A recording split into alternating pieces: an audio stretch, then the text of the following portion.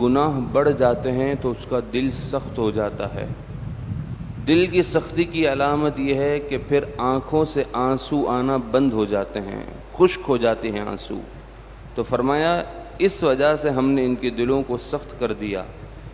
یحرفون الکلم عن مواضعہ، وہ اللہ تبارک و تعالیٰ کے کلمات کو ان کی جگہوں سے بدلتے ہیں، یعنی توریت کتاب میں جہاں شان مصطفیٰ علیہ الصلاۃ والسلام ذکر ہوئی اس کو وہ بدل دیتے ہیں۔ وَنَسُوا حَظًّا مِّمَّا ذُكِّرُوا بِهِ، اور جو انہیں نصیحت کی گئی اس نصیحت کے اکثر حصے کو انہوں نے بھلا دیا۔ انہیں نصیحت کی گئی کہ اللہ کی ماننی ہے، اس کے رسولوں کی ماننی ہے، حدود الہی کو کراس نہیں کرنا، انبیاء کی مخالفت نہیں کرنی، ان کی تعلیمات پر عمل پیرا رہنا ہے، لیکن انہوں نے ان تمام چیزوں کو پس پشت ڈال دیا، بھلا بیٹھے۔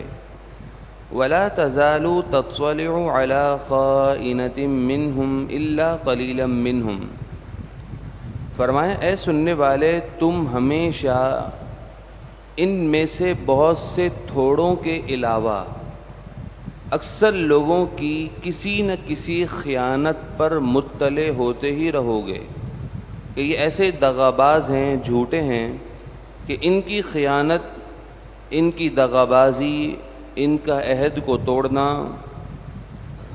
رسولوں کی تعلیمات کی مخالفت کرنا، یہ ان کا طریقہ رہا ہے، اور ساتھ ہی ان کے آباء و اجداد کا بھی یہی طریقہ رہا ہے۔ فاعف عنہم، اس کے باوجود بھی اے سننے والے تم ان سے درگزر کرو۔ واصفح، تم انہیں معاف کرو اور تم ان سے درگزر کرو، اور جو کچھ ان سے پہلے ہوا اس پر ان کی گرفت نہ کرو۔ ان اللہ یحب المحسنین، بے شک اللہ تبارک و تعالی احسان کرنے والوں کو پسند فرماتا ہے۔ وَمِنَ الَّذِينَ قَالُوا إِنَّا نَصَارَىٰ، یہودیوں کے بیان کے بعد اب نصرانیوں کا ذکر کیا جا رہا ہے کہ فرمایا لوگوں میں سے کچھ وہ ہیں جنہوں نے کہا کہ ہم نصرانی ہیں، ہم عیسائی ہیں، اللہ کے دین کے مددگار ہیں۔ جب انہوں نے اس بات کا دعویٰ کیا کہ ہم نصرانی دین کے مددگار ہیں تو اخذنا میثاقہم، ہم نے ان سے بھی وعدہ پورا کرنے کا عہد لیا کہ جو تم پر احکامات رسولوں کے ذریعے اتارے جائیں، کتابوں میں نازل ہوں، ان احکامات پر تم عمل پیرا ہو، اس کا ہم نے وعدہ لیا۔ لیکن کیا ہوا؟ فَنَسُوا حَظًّا مِّمَّا ذُكِّرُوا بِهِ، تو جس چیز کے ذریعے انہیں نصیحت کی گئی اس کے اکثر حصے کو انہوں نے بھی بھلا دیا۔ کتابوں کی مخالفت کی، انبیاء کی تعلیمات کی مخالفت کی، انبیاء علیہ الصلاۃ والسلام کی تعلیمات کی مخالفت، ان کی تکذیب، اللہ تبارک و تعالیٰ کے بتائے ہوئے رستے کے خلاف چلنے والا، اس کے لیے اللہ تعالیٰ نے کیا فرمایا؟ فَأَغْرَيْنَا بَيْنَهُمُ الْعَدَاوَةَ وَالْبَغْضَاءَ إِلَى يَوْمِ الْقِيَامَةِ، تو پس جب انہوں نے ہماری نصیحتوں کو بھلا دیا، ہماری باتوں کو بھلا دیا، جن باتوں میں ان کے لیے فائدے تھے، عمل کرنے پر ان کے لیے بہترین اجر و ثواب تھا، جب انہوں نے ان باتوں کو بھلا دیا تو ہم نے ان لوگوں کے درمیان میں عداوت اور بغض کو قیامت تک ان کے اندر جاری کر دیا۔ تو آج جو لوگوں کے مابین عداوت ہے، بغض ہے، اس کا سبب کیا ہے؟ اس کا سبب یہی ہے کہ اللہ اور اس کے رسول کی تعلیمات کی خلاف ورزی کرنا۔ جس قرآن کے ذریعے ہمیں نصیحت کی جاتی ہے، قرآن جو ہمیں بتا رہا ہے کہ اس رستے پر چلو اور اس رستے پر مت چلو، یہ گناہ کا رستہ ہے، اگر ہم نے گناہ کا رستہ اختیار کیا تو قرآن کے واضح الفاظ یہ بتاتے ہیں جنہوں نے اللہ تبارک و تعالیٰ اور اس کے رسولوں کی طرف سے ملنے والی نصیحتوں کا انکار کیا، بھلا بیٹھے، تو اللہ پھر ایسے لوگوں کے درمیان میں عداوت اور بغض کو ڈال دیتا ہے۔ تو آج اگر عداوت اور بغض ہے تو اس کے پیچھے بنیادی سبب ہماری بداعمالیاں، ہمارے گناہ جو ہیں۔ آگے فرمایا وَسَوْفَ يُنَبِّئُهُمُ اللَّهُ بِمَا كَانُوا يَصْنَعُونَ، ان قریب اللہ تبارک و تعالی انہیں خبر دے دے گا اس چیز کے بارے میں جو وہ کیا کرتے تھے، یعنی روز قیامت وہ اپنے کردار کا بدلہ ضرور پائیں گے۔ یا اہل الکتاب، اے اہل کتاب یہود و نصارا، قد جاءکم رسولنا، تمہارے پاس ہمارے ایک عظیم الشان رسول امام الانبیاء خاتم النبیین والمرسلین تشریف لائے ہیں۔ یبین لکم کثیرا مما کنتم تخفون من الکتاب، وہ تمہارے لیے بہت سی ان چیزوں کو واضح کر کے بیان کرتے ہیں جنہیں تم اپنی کتابوں میں چھپایا کرتے تھے۔ نبی پاک علیہ الصلاۃ والسلام اہل کتاب سے فرمایا گیا کہ اے اہل کتاب، تمہارے درمیان میں اللہ کے سب سے پیارے محبوب صلی اللہ علیہ وآلہ وسلم تشریف لا چکے ہیں۔ اس نبی کی سب سے بنیادی اور اہم شان ہی یہی ہے، اور جو کہ ان کا معجزہ ہے، کہ جن چیزوں کو تم کتابوں میں چھپاتے تھے، آیت رجم کو، نبی پاک علیہ الصلاۃ والسلام کی نعت و صفات، حضور کی شان اور عظمت کو، اس نبی کا معجزہ ہی یہی ہے کہ وہ آ کر سب سے پہلے انہی چیزوں کا ہی بیان فرماتے ہیں۔ تو اللہ تبارک و تعالی نے، معلوم یہ ہوا، اپنے محبوب کو صرف قرآن ہی نہیں بلکہ قرآن سے پہلے جتنی بھی آسمانی کتابیں صحیفے نازل ہوئے، رب تعالی نے اس کا بھی علم اپنے محبوب کو عطا فرمایا ہے۔ وَيَعْفُو عَنْ كَثِيرٍ، اور اے محبوب آپ ان سے درگزر کیجئے، معاف کیجئے۔ قَدْ جَاءَكُم مِّنَ اللَّهِ نُورٌ، بے شک تمہارے پاس اللہ تبارک و تعالی کی طرف سے ایک عظیم الشان نور تشریف لایا۔ وَكِتَابٌ مُبِينٌ، اور روشن کتاب یعنی قرآن وہ تشریف لے آئے۔ یہاں پر نور سے مراد کیا ہے؟ معتبر تفاسیر، تفسیر ساوی ہو، تفسیر بغوی ہو، تفسیر جلالین ہو، مشہور تفاسیر ہوں، تمام تفاسیر کے اندر یہاں پر نور سے مراد نبی پاک علیہ الصلاۃ والسلام کی ذات بابرکت مراد ہے، کہ فرمایا اللہ تبارک و تعالیٰ نے، اے لوگوں تمہارے پاس نور والی ہستی یعنی اللہ نے اپنا محبوب تمہیں عطا فرما دیا ہے۔ یہدی بہ اللہ من اتبع رضوانہ سبل السلام، اللہ تبارک و تعالی اسی کے ذریعے یعنی اس نور والے آقا محمد مصطفیٰ صلی اللہ علیہ وآلہ وسلم کے ذریعے ہدایت دیتا ہے۔ کسے؟ من اتبع رضوانہ سبل السلام، ہدایت کے، سلامتی کے رستے کی ہدایت اس محبوب کے ذریعے اسی کو ہی ملتی ہے جو اللہ تبارک و تعالیٰ کی مرضی کی اتباع کرتا ہے، جو اللہ تبارک و تعالیٰ کی رضا کا طالب ہے، اللہ تبارک و تعالیٰ کی باتوں کی اتباع کرتا ہے۔ وَيُخْرِجُهُم مِّنَ الظُّلُمَاتِ إِلَى النُّورِ بِإِذْنِهِ، اور اللہ تبارک و تعالیٰ انہیں تاریکیوں سے نکال کر نور کی طرف لے کر جاتا ہے۔ وَيُخْرِجُهُم مِّنَ الظُّلُمَاتِ إِلَى النُّورِ بِإِذْنِهِ، اور یہ اللہ تعالیٰ کے محبوب صلی اللہ علیہ وآلہ وسلم انہیں ظلمت سے نور کی طرف لے کر جاتے ہیں، بِإِذْنِهِ، اللہ کے حکم سے۔ وَيَهْدِيهِمْ إِلَى صِرَاطٍ مُسْتَقِيمٍ، اور انہیں سیدھی راہ دکھاتے ہیں۔ اللہ تبارک و تعالیٰ نے اپنے پیارے محبوب علیہ الصلاۃ والسلام کو کتنی بلند و بالا عظمت و شان عطا فرمائی ہیں، اور کیسی طاقت عطا فرمائی کہ قرآن فرماتا ہے اللہ نے اپنے محبوب کو ایسی طاقت دی ہے کہ اللہ کے محبوب ظلمت سے نکال کر نور کی طرف لے کر چلے جاتے ہیں، اور تمہیں سیدھی راہ، صراط مستقیم پر یہ رسول ہی چلاتے ہیں۔ تو اگر کسی کو صراط مستقیم پر چلنا ہے، نور کی طرف آنا ہے، تو اسے نور محمد صلی اللہ علیہ وآلہ وسلم کی اتباع کرنی ہوگی، آپ علیہ الصلاۃ والسلام کی بات کو ماننا ہوگا، جبھی وہ صراط مستقیم پر گامزن ہو جائے گا۔ لقد کفر الذین قالوا ان اللہ هو المسیح ابن مریم، بے شک ان لوگوں نے کفر کیا جنہوں نے کہا کہ بے شک خدا یعنی اللہ تعالیٰ تو مسیح ابن مریم ہی ہے۔ حضرت عیسیٰ علیہ الصلاۃ والسلام کو جنہوں نے خدا کہا، قرآن فرماتا ہے انہوں نے کفر کیا۔ قل اے محبوب آپ فرما دیجئے، فمن یملک من اللہ شیئا، کون اللہ تبارک و تعالی کا کیا کر سکتا ہے؟ کوئی ایسا نہیں ہے جو اللہ تبارک و تعالی کا کچھ تو کر سکے۔ کب؟ ان اراد ان یہلک المسیح ابن مریم و امہ ومن فی الارض جمیعا، کب؟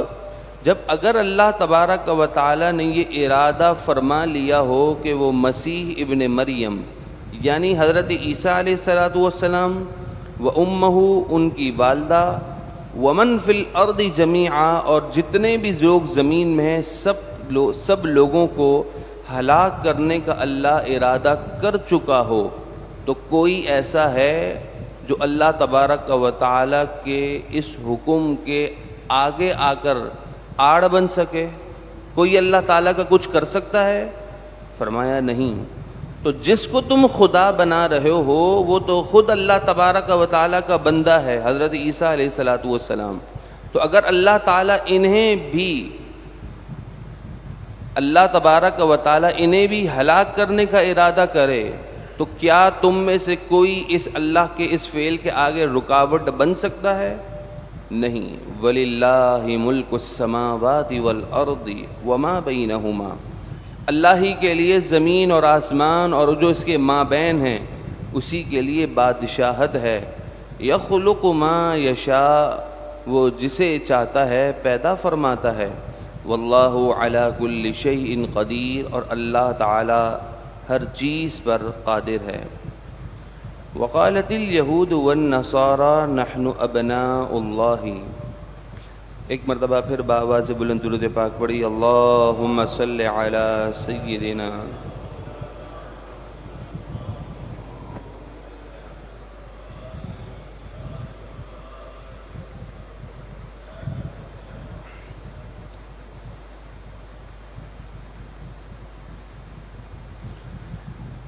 وقالت الیہود والنصارى نحن ابناء اللہ، نبی پاک علیہ الصلاۃ والسلام کے پاس کچھ اہل کتاب آئے اور انہوں نے دین کے معاملے میں آپ سے گفتگو شروع کی، تو آپ نے انہیں اسلام کی دعوت دی، اللہ کی نافرمانی کرنے پر عذاب الہی کا خوف دلایا۔ تو وہ کہنے لگے آپ ہمیں عذاب سے کیوں ڈراتے ہیں؟ ہم تو خود اللہ تبارک و تعالیٰ کے نزدیکی ہیں، ہمارا تو بڑا قرب والا معاملہ ہے، ہم تو خدا تعالیٰ کے بڑے پیارے ہیں۔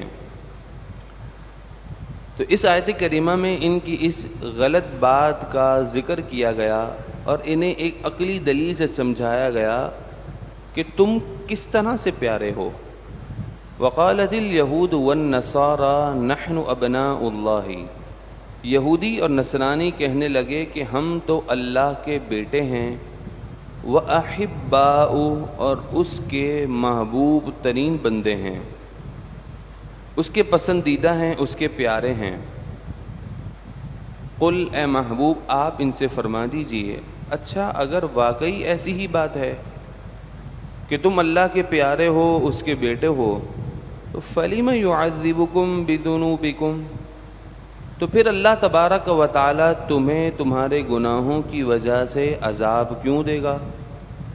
تمہیں تو عذاب ملتا ہے، تمہیں یہ بھی معلوم ہے کہ ہمیں بھی عذاب ملے گا، تو اگر تم اتنے ہی پیارے ہو تو پھر تمہیں عذاب تو ملنا ہی نہیں چاہیے۔ پھر دوسرے مقام پر فرمایا، جب انہوں نے کہا کہ ہم اللہ کے پیارے ہیں، جنت تو ہمارے لیے ہی ہے، تو قرآن نے فرمایا اچھا جنت تمہارے لیے ہی ہے، تو پھر اپنے لیے موت کی تمنا کرو، موت مانگو، موت آئے گی سیدھا جنت میں چلے جاؤ گے، موت مانگ لو اپنے لیے، آسان حل ہے۔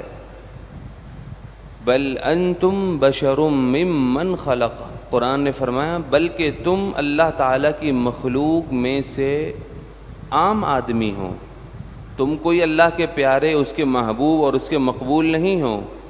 یغفر لمن یشاء، وہ جس کے لیے چاہتا ہے اس کی مغفرت فرما دیتا ہے، ویعذب من یشاء، اور جس کے لیے چاہتا ہے اسے عذاب سزا دے دیتا ہے۔ وَلِلَّهِ مُلْكُ السَّمَاوَاتِ وَالْأَرْضِ وَمَا بَيْنَهُمَا، اور اللہ ہی کے لیے زمین اور آسمان کی بادشاہت ہے اور جو کچھ اس کے مابین ہیں۔ وَإِلَيْهِ الْمَصِيرُ، اور اسی کی طرف تمہیں پھرنا ہے۔ یا اہل الکتاب، اے اہل کتاب، قد جاءکم رسولنا، تمہارے پاس ہمارے پیارے رسول نبی پاک علیہ الصلاۃ والسلام تشریف لائے۔ یبین لکم علی فترۃ من الرسل، کہ وہ تم پر ہمارے احکام ظاہر فرماتے ہیں اس وقت کہ جب رسولوں کی تشریف آوری کا زمانہ اب ختم ہو چکا تھا۔ حضرت عیسیٰ علیہ الصلاۃ والسلام نبی پاک علیہ الصلاۃ والسلام سے پہلے تشریف لائے۔ حضرت عیسیٰ علیہ الصلاۃ والسلام اور نبی پاک علیہ السلام کے زمانے کے درمیان میں جو عرصہ ہے وہ ہے 569 سال۔ 569 ایئرز تک کوئی رسول اس جہاں میں تشریف نہ رکھتے تھے۔ اس وقت تمام لوگ موحد تھے، ان پر یہ لازم تھا کہ وہ صرف اللہ تعالیٰ کو ایک مانے تو ان کا ایمان مکمل ہو جائے گا۔ اس سے کہتے ہیں زمانہ فطرت۔ تو فرمایا تمہارے پاس وہ رسول تشریف لائے کہ رسولوں کی تشریف آوری کے ایک بڑے عرصے کے بعد یہ نبی تشریف لائے ہیں۔ تو جس طرح ان کی تشریف آوری ایسی ہے کہ جیسے شدید حاجت کے وقت کسی کی مراد پوری کر دی جائے تو اس کے چہرے پر کتنی خوشی اور طمانینت ہوتی ہے، اطمینان ہوتا ہے۔ تو تمہیں بھی بڑی شدید حاجت تھی، اصلاح کی ضرورت تھی، تو اللہ تعالیٰ نے جس وقت ضرورت تھی، قوم کو حاجت تھی، اللہ نے عین اسی وقت اپنا پیارا محبوب تمہیں عطا فرما دیا۔ تو فرمایا ان تقولوا ما جاءنا من بشیر ولا نذیر، تو اب کہیں تم کل قیامت کے روز یہ نہ کہہ دینا کہ ہمارے پاس تو کوئی ڈر سنانے والا، کوئی خوشخبری دینے والا آیا ہی نہ تھا، اللہ تعالیٰ نے بھیج دیا ہے۔ فقد جاءکم بشیر و نذیر، پس تمہارے درمیان میں بشیر خوشخبری دینے والے رسول، و نذیر اور ڈر سنانے والے یہ رسول صلی اللہ علیہ وآلہ وسلم تشریف لائے۔ واللہ علی کل شیء قدیر، اور اللہ ہر چیز پر قادر ہے۔ وَإِذْ قَالَ مُوسَىٰ لِقَوْمِهِ يَا قَوْمِ، اور جب حضرت موسیٰ علیہ الصلاۃ والسلام نے اپنی قوم سے فرمایا اے میری قوم، اذکروا نعمت اللہ علیکم، تم اللہ تبارک و تعالی کی نعمتوں کو یاد کرو۔ اس آیت کی تفسیر میں یہاں لکھا ہوا ہے اللہ کی کون سی نعمت کو یاد کرو؟ فرمایا انبیاء علیہ السلام کی تشریف آوری کو یاد کرو۔ قرآن پاک کی خود آیت ہے، وہ کون سی آیت؟ اسی آیت میں فرمایا اللہ کی سب سے پہلی نعمت جسے یاد کرنے کا ذکر کیا گیا، تلقین کی گئی کہ اس نعمت کو یاد کرو۔ وہ کون سی نعمت؟ اذ جعل فیکم انبیاء، جب تمہارے درمیان میں اللہ تعالیٰ نے انبیاء علیہ الصلاۃ والسلام کو بھیجا، تمہارے درمیان میں انبیاء کی تشریف آوری ہوئی۔ وجعلکم ملوکا، اور تمہیں بادشاہت عطا کی۔ وآتاکم ما لم یؤت احدا من العالمین، اور تمہیں وہ کچھ نعمتیں عطا فرمائیں جو اللہ تعالیٰ نے اس سے پہلے کسی بھی جہاں میں کسی کو بھی عطا نہیں کی تھیں۔ یہاں پر فرمایا گیا اے اہل کتاب، حضرت موسیٰ علیہ السلام نے اپنی قوم سے فرمایا کہ اللہ تبارک و تعالیٰ کی نعمت کو یاد کرو کہ وہ نعمت جو اس نے تم پر کی، وہ نعمت کیا ہے؟ انبیاء علیہ السلام کی تشریف آوری۔ یعنی حضرت موسیٰ علیہ السلام کا بھی یہی عقیدہ ہے کہ اللہ کی وہ نعمت جو سب سے نمایاں ہو، ممتاز ہو، اور وہ نمایاں ممتاز نعمت انبیاء کی تشریف آوری، اس کو یاد رکھنا، اس کا ذکر کرنا، یہ خود حضرت موسیٰ علیہ السلام کا حکم ہے اپنی قوم کے لیے کہ اس نعمت کو یاد کرو، لیکن افسوس کے ساتھ انبیاء علیہ السلام کی تشریف آوری جو کہ نعمت خدا ہے اس کو یاد کرنے کا حکم حضرت موسیٰ علیہ السلام دیں، بنی اسرائیلی اہل کتاب اس نعمت کو تسلیم بھی کریں اور یاد بھی کریں، لیکن دوسری طرف ایک ہماری قوم بھی ہے کہ جب امام الانبیاء علیہ السلام کی تشریف آوری کے وقت کو یاد رکھا جائے اور اس وقت آپ کی شان اور عظمت کے قصیدے پڑھے جائیں، تو ایک گروہ ایسا بھی ہے جو اس محفل کو، اس تذکرے کو بدعت سے تعبیر کرتا ہے۔ اللہ اکبر۔ قرآن مجید فرقان حمید نے فرمایا ایسی نعمت کو یاد کرو، اور دوسری طرف یہ لوگ اس ایسی نعمت کو بدعت سے تعبیر کرتے ہیں۔ اللہ تعالیٰ ان کے شر سے امت مسلمہ کو محفوظ فرمائیں۔ یا قوم ادخلوا الارض المقدسۃ التی کتب اللہ لکم، حضرت موسیٰ علیہ السلام نے اپنی قوم سے کہا کہ اے میری قوم، تم اس ارض مقدس سرزمین میں داخل ہو جاؤ جو اللہ تعالیٰ نے تمہارے لیے لکھی ہے۔ ولا ترتدوا علی ادبارکم، اور پیچھے نہ پلٹو کہ فتنقلبوا خاسرین، کہ کہیں تم نقصان اٹھانے والوں میں سے نہ ہو جاؤ۔ حضرت موسیٰ علیہ السلام نے اپنی قوم کو جہاد کے لیے تیار کیا، انہیں ترغیب دی۔ قالوا یا موسیٰ ان فیہا قوما جبارین، حضرت موسیٰ علیہ السلام نے ارض مقدس، یہاں تفسیر میں فرمائیں اس سے مراد سرزمین شام ہے۔ آپ نے کہا اس سرزمین شام میں داخل ہو، یہاں پر اللہ تبارک و تعالیٰ کے دشمن موجود ہیں، ان سے جہاد کرنا ہے۔ جب آپ کی قوم نے اس قوم کو دیکھا تو کہنے لگے ان فیہا قوما جبارین، کہنے لگے اے موسیٰ علیہ السلام، اس شہر مقدس میں تو قوم جبارین موجود ہے۔ قوم جبارین ظاہری طور پر تو بہت قداور طاقتور لوگ تھے، لیکن وہ اندر سے بالکل کمزور تھے۔ ظاہری اسباب سب تھے، لیکن یاد رکھیے گا جنگ و جدال کے لیے اسباب بھی ضرور میٹر کرتے ہیں، مگر اصل اندر سے بندہ جب مضبوط ہو، اس کا ایمان مضبوط ہو اور اس کے اندر ایک لڑنے کی طاقت ہو تو جبھی وہ فتح یاب ہوتا ہے۔ تو فرمایا جب انہوں نے ظاہری کو دیکھا تو کہنے لگی تو بہت ہی قداور طاقتور لوگ ہیں۔ وَإِنَّا لَن نَّدْخُلَهَا حَتَّى يَخْرُجُوا مِنْهَا، تو قوم حضرت موسیٰ علیہ السلام سے کہتی ہے کہ ہم تو اس شہر مقدس میں ہرگز داخل نہیں ہوں گے جب تک کہ یہ قوم جبارین اس شہر مقدس سے نکل جائے۔ فَإِن يَخْرُجُوا مِنْهَا، اگر یہ لوگ یہاں سے نکل جائیں تو فَإِنَّا دَاخِلُونَ، پھر ہم داخل ہو جائیں گے۔ حضرت موسیٰ علیہ السلام نے فرمایا یہ کون سا جہاد کر رہے ہو، تم جا کر ان کو نکالو، یہ جہاد ہے، وہ خود بخود تو اپنی جگہ کوئی چھوڑیں گے نہیں ایسے۔ تو قال رجلان من الذین یخافون انعم اللہ علیہما، وہ لوگ ان لوگوں میں سے دو مرد ایسے تھے جنہیں اللہ تبارک و تعالیٰ کا خوف تھا۔ اللہ تعالیٰ نے ان دو مردوں پر اپنا خاص انعام و اکرام فرمایا تھا۔ وہ دو مرد کون تھے؟ کالب بن یوقنا اور یوشع بن نون۔ یہ حضرت موسیٰ علیہ السلام کی جو قوم تھے ان کے 12 سرداروں میں سے 2 سردار تھے۔ انہیں حضرت موسیٰ علیہ السلام نے کہا تھا کہ قوم جبارین کا حال دیکھ کر صرف مجھے بتانا، ان 12 سرداروں سے کہا تھا، اپنی قوم کو مت بتانا۔ لیکن 12 میں سے ان 2 سرداروں نے اپنی قوم کو نہیں بتایا اور حضرت موسیٰ علیہ السلام کو ہی آ کر بتایا۔ تو وہ لوگ اپنی قوم سے کہنے لگے ادخلوا علیہم الباب، تم اس قوم جبارین پر دروازے سے داخل تو ہو جاؤ۔ فَإِذَا دَخَلْتُمُوهُ، پس جب تم داخل ہوگے نا تو یاد رکھنا فَإِنَّكُمْ غَالِبُونَ، غالب تم ہی آؤ گے، فتح تمہیں ہی ملے گی، یہ شکست کھا جائیں گے۔ قوم جبارین اندر سے کمزور ہے، تم پر اللہ تبارک و تعالیٰ کا خاص انعام ہے، تم داخل ہوگے تم ہی غالب آؤ گے۔ وَعَلَى اللَّهِ فَتَوَكَّلُوا، بس تم اللہ تبارک و تعالیٰ پر بھروسہ کرو، ان کنتم مؤمنین، اگر تم ایمان والے ہو۔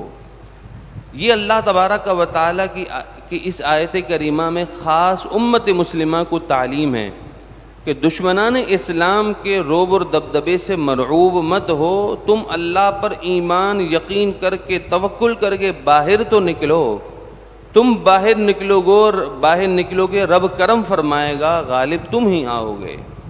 قالوا یا موسیٰ، وہ کہنے لگے اے موسیٰ، انا لن ندخلها ابدا ما داموا فیہا، جب تک یہ قوم جبارین اس جگہ میں ہیں ہم تو کبھی بھی اس شہر مقدس کے اندر داخل ہوں گے ہی نہیں۔ ہاں بات رہی جہاد کی، آپ کو جہاد کرنے کا شوق ہے بہت، فاذهب انت وربک، آپ اور آپ کا رب جائیے، فقاتلا، خوب جہاد کیجئے، انا ہاہنا قاعدون، ہم تو یہیں بیٹھے رہنے والے ہیں۔ اللہ اکبر۔ یہ وہ قوم ہیں جس پر اللہ تبارک و تعالیٰ نے بے شمار نعمتیں نازل کی، طرح طرح موقعوں پر اللہ تعالیٰ نے اس قوم کے لیے خاص انعام و اکرام اور فضل والا معاملہ فرمایا، لیکن جب جہاد کی باری آئی تو قوم کہنے لگی آپ اور آپ کا خدا جائیے، ہم تو یہاں بیٹھنے والے ہیں۔ اللہ اکبر۔ ایک طرف حضرت موسیٰ علیہ السلام کی اصحاب ہیں اور دوسری طرف امام الانبیاء صلی اللہ علیہ وآلہ وسلم کے اصحاب ہیں، کہ جب بدر کے موقع پر صحابہ کرام علیہم رضوان سے مشورہ کیا نبی پاک علیہ السلام نے، تو صحابہ کرام علیہم رضوان نے حضور علیہ السلام کو ایسے جوابات دیے کہ جب سعد بن عبادہ رضی اللہ تعالیٰ عنہ سے پوچھا، اے عبادہ رضی اللہ تعالیٰ عنہ، سعد بن عبادہ، ہمیں کیا کرنا چاہیے؟ دشمن پر حملہ کرنا چاہیے یا نہیں کرنا چاہیے؟ مشورہ طلب کیا تو حضرت سعد بن عبادہ رضی اللہ تعالیٰ عنہ نے فرمایا، یا رسول اللہ صلی اللہ علیہ وآلہ وسلم، بس آپ ہمیں حکم تو کیجئے، اگر سامنے سمندر بھی ہو اور آپ ہمیں کہیں کہ گھوڑے ڈال دیں تو ہم لمحہ بغیر سوچے بغیر ہم فوراً اپنے گھوڑے سمندروں میں اتار دیں گے۔ پھر اس کے بعد حضرت مقداد بن اسود سے پوچھا کیا کرنا چاہیے، تو حضرت مقداد بن اسود رضی اللہ تعالیٰ عنہ نے جواب دیا، یا رسول اللہ، ہم اصحاب موسیٰ کی طرح نہیں ہیں کہ جنہوں نے یہ کہا تھا کہ آپ جائیں اور آپ کا رب جائیں، بلکہ اے اللہ کے محبوب، جہاں آپ ہوں گے ہم آپ کے دائیں بھی ہوں گے، ہم آپ کے بائیں بھی ہوں گے، ہم آپ کے آگے بھی ہوں گے، ہم آپ کے پیچھے بھی ہوں گے، الغرض آپ نے ہمیں جیسا بھی حکم دیا ہم آپ کے حکم پر لبیک ہی کہیں گے۔ تو نبی پاک علیہ السلام کے اصحاب کی کیا ہی شان ہے، جس طرح نبی پاک علیہ السلام امام الانبیاء ہیں، اس طرح آپ علیہ السلام کے اصحاب بھی دیگر انبیاء کے اصحاب میں سب سے زیادہ فضیلت رکھتے ہیں، اعلیٰ مقام رکھتے ہیں۔ قال رب انی لا املک الا نفسی و اخی، اب موسیٰ علیہ السلام نے عرض کی کہ اے میرے رب، مجھے اپنی جان اور اپنے بھائی کی جان کا ہی اختیار ہے، بس یہ میری قوم میری بات نہیں مانتی، فافرق بیننا و بین القوم الفاسقین، بس ہمارے اور فاسق قوم کے درمیان میں تفریق کر دے، جدائی ڈال دے۔ تو اللہ تبارک و تعالی نے دعا قبول فرمائی، اور پھر ان قوم اور حضرت موسیٰ علیہ السلام اور آپ کے بھائی حضرت ہارون کے درمیان میں تفریق ہو گئی۔ اللہ تبارک و تعالی محبوب کریم علیہ السلام کی شان اور عظمت کے صدقے ہمارے ایمانوں کی حفاظت فرمائیں۔ الحمدللہ رب العالمین والصلاة والسلام علی سید الانبیاء والمرسلین۔ اے مالک و مولا، اے پروردگار، ہماری حاضری کو اپنی بارگاہ میں قبول اور منظور فرما۔ اے مالک و مولا، ہمارے صغیرہ کبیرہ گناہوں کو معاف فرما، ہماری پریشانیوں کو دور فرما، ہماری جائز مرادوں کو پورا فرما، ہمارے بیماروں کو صحت عطا فرما۔ اے مالک، ہمارے مقروضوں کو قرض سے سبق دوشی نصیب فرما۔ اے مالک، جن کے پاس ذاتی مکان نہیں، ذاتی مکان عطا فرما۔ اے رب، جو بے روزگار ہیں حلال روزیاں عطا فرما، صاحب روزگار کی روزیوں میں برکت نصیب فرما۔ اے مالک، جو بے اولاد ہیں اولاد نرینہ عطا فرما۔ اے مالک و مولا، ہماری جائز تمنائیں، مرادیں، آرزویں، حاجتیں عافیت کے ساتھ پوری فرما۔ اے مالک، فلسطینی مظلوم مسلمانوں کی غیب سے مدد فرما۔ اے مالک و مولا، مسلمانوں کو اسرائیلی مصنوعات کا بائیکاٹ رکھنے کی توفیق عطا فرما۔ اے مالک و مولا، اے پروردگار، عالم اسلام میں جہاد کی حرکت پیدا فرما، ہمیں اپنے مسلمان بھائیوں کا کھل کر ساتھ دینے کی توفیق عطا فرما۔ اے مالک و مولا، اے پروردگار، جن لوگوں نے تیری بارگاہ میں جانور خریدے، آئندہ قربانی کرنے کا عزم کرتے ہیں، مالک سب کی قربانیاں قبول فرما۔ اے مالک و مولا، اے پروردگار، جو تیرے نیک محبوب مقبول بندے اس وقت حالت احرام میں ہیں، اس وقت میدان عرفات کی طرف رواں دواں ہیں، اے مالک و مولا، اے پروردگار، ہم تمام کو بھی عمرہ مقبول، حج مبرور عطا فرما۔ اے مالک و مولا، جن حجاج کا حج قبول ہوا، اے مالک و مولا، ان کے صدقے امت مسلمہ پر کرم فرما۔ اے مالک و مولا، امت مسلمہ پر رحم فرما۔ اے مالک و مولا، مسلمانوں کو ایک ہو کر کفر یہود و نصارہ سے مقابلہ کرنے کی جرت عطا فرما۔ اے مالک و مولا، اے پروردگار، عید کے دنوں میں قربانی کا جانور ذبح ہوں گے، ہمارے فلسطینی مظلوم مسلمانوں کا تو خون نکل رہا ہے، اے مالک و مولا، مسلمانوں کو جرت عطا فرما۔ اے مالک و مولا، 35,000 سے زیادہ چھوٹے بچوں کو شہید کر دیا، اے مالک و مولا، مسلمانوں کو غیرت ایمانی عطا فرما۔ اے مالک و مولا، ہم بے بس ہیں، کچھ نہیں کر پا رہے، اے مالک و مولا، ہمیں جہاد کی نعمت عطا فرما۔ اے مالک و مولا، ہمیں جہاد کی نعمت عطا فرما۔ اے مالک و مولا، اپنے وجود سے ہمیں ان کفر یہود و نصارہ کے ٹکڑے ٹکڑے کرنے کی توفیق عطا فرما۔ اے مالک و مولا، اس کائنات میں جتنی عبرتناک سزا ہو سکتی ہے، مالک ہمیں اپنے ہاتھوں سے انہیں دینے کی سعادت عطا فرما۔ اے مالک و مولا، اے پروردگار، اپنا جبر و قہر ان پر نازل فرما۔ اے مالک و مولا، مسلمانوں کی غیب سے مدد فرما۔ اے مالک و مولا، مسلمانوں کا بول بالا فرما۔ اے مالک و مولا، ہم بڑے گناہگار ہیں، سیاہ کار ہیں، بدکار ہیں، ہماری زبانوں میں تاثیر نہیں، خود بے عمل ہیں۔ اے مالک و مولا، محبوب کریم کے اٹھے ہوئے ہاتھوں کے صدقے ہمیں عمل کی توفیق عطا فرما۔ اے مالک و مولا، ہمیں جرت مندانہ زندگی گزارنے کی توفیق عطا فرما۔ اے مالک و مولا، بزدلی سے محفوظ فرما، بزدلوں کی صحبت سے محفوظ فرما۔ غلط بیزا قسم کی حکمت مصلحتوں نے اس امت کو بزدل بنا دیا، اے مالک و مولا، ایسے لوگوں کے شر سے محفوظ فرما۔ اے مالک و مولا، ایسے لوگوں کے شر سے امت کو محفوظ فرما۔ اے مالک و مولا، ایسے لوگوں کے شر کو لوگوں پر واضح فرما۔ اے مالک و مولا، ایسے لوگوں کے شرور کو امت پر واضح فرما، اچھے اور برے کی تمیز عطا فرما۔ اے مالک و مولا، اے پروردگار، ہماری دعاؤں کو، آرزوؤں کو، التجاؤں کو اپنے پیارے محبوب علیہ الصلاۃ والسلام کے صدقے طفیل پوری فرما، قبول فرما۔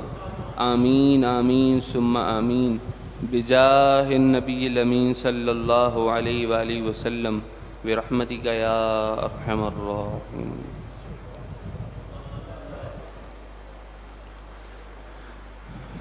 مولاي صل وسلم دائما أبدا على حبيبك خير الخلق كلهم يا ربي بالمصطفى بلغ مقاصدنا واغفر لنا ما مضى يا واسع الكرم مولاي صل وسلم دائما أبدا على حبيبك خير الخلق كلهم وصلى الله تعالى على خير خلقه محمد وعلى آله وأصحابه أجمعين برحمتك يا أرحم الراحمين۔